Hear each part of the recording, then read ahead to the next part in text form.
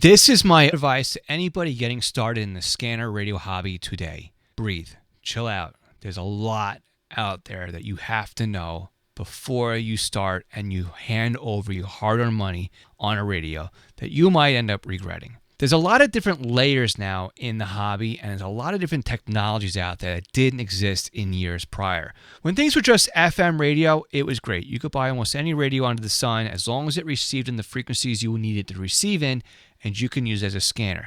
And then we got into trunked radio. Trunked radio became this whole big monster that we could no longer listen to anything, and the radios had to evolve to keep up with what the two-way radio systems were. And eventually we got radios that would allow us to do the multiple different trunk systems. And then came digital. And digital was supposed to kill the hobby. Digital meant that we had to get newer, more expensive radios to listen to what we want to hear.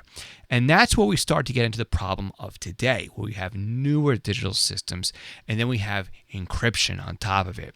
As you start to add layers into these radios between analog and trunking and digital, the price goes up and up and up.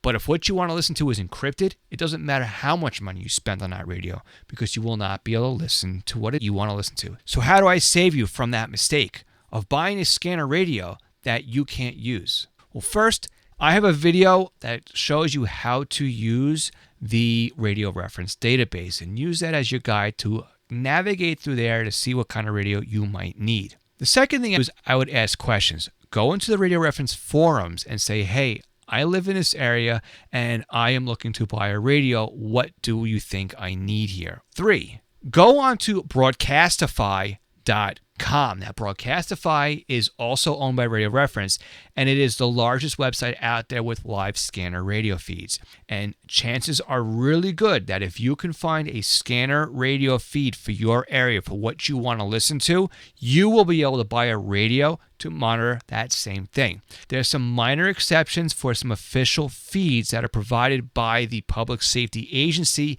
on a delay so that their encrypted transmissions can be made public. And those will be outlined or will be noted in the description of each feed. If you're looking for personalized one-on-one help getting started or picking the right radio or even just help setting up a radio you purchased, I'm here to help you with that. Go to my bio and look for tutoring. That's where you can book me for a one-on-one session. If you have a generalized question you want to ask me right now, go ahead and leave me a comment on this video. And if you want to see more content like this, make sure you subscribe.